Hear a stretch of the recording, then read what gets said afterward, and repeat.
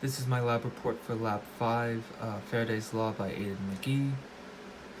In the experiment, a magnet is dropped through a roll of aluminum foil with the north side facing down, and the time it takes for it to fall through the roll is recorded and compared to the time it takes according to the code created.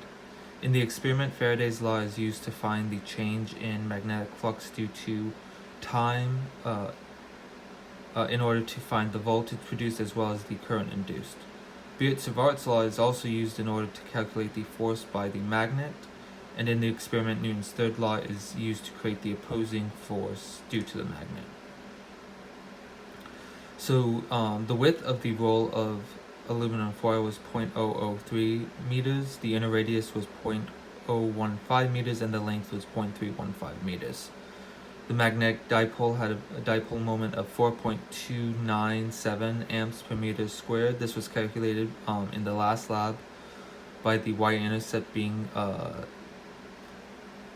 for the graph of natural log of magnetic field versus natural log of R, being natural log of K, in which was negative 13.697.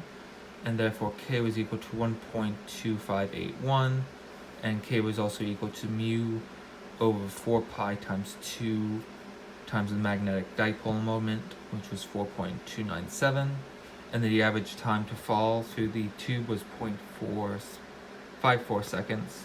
As can be seen here with the trials, the total times were 0.53, 0.57, 0.5, 0.54, and 0.56 seconds with an average of 0.54 seconds. This was the setup to the experiment with the phone on a tripod recording a magnet falling through the aluminum foil in order to see how long it takes. In the coding portion of the lab, a tube is created to represent the roll of foil, and a bar is used to represent the magnet. In the lab, rings are created to make up coils for the tube, and the code is used to find how long it takes for the magnet to fall through the tube.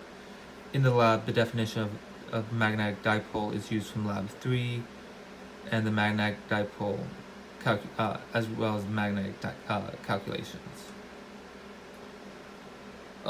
In the simulation, via the lab code, the time it would take for the magnet to come out of the foil was 3.664 seconds, while the actual time was 0.54 seconds.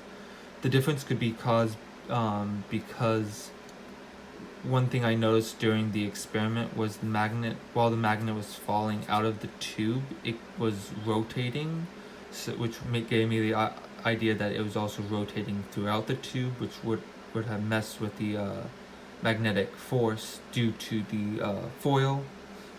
Another reason for the difference might have been that the code in the code, the tube was made up of multiple ring segments for the coil, while in real life the experiment used a continuous ring for the foil, and as can be seen here is the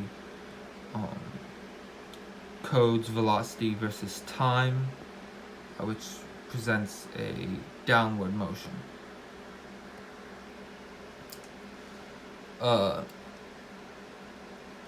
So if the resistivity of the magnet was reduced to as close as 0 as possible, the induced current would have increased, which would have caused the force of the on the magnet by the rings also to increase, meaning it would take longer to fall through the foil.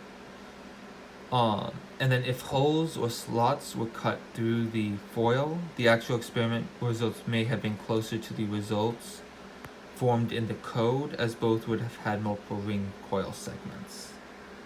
And that's the end.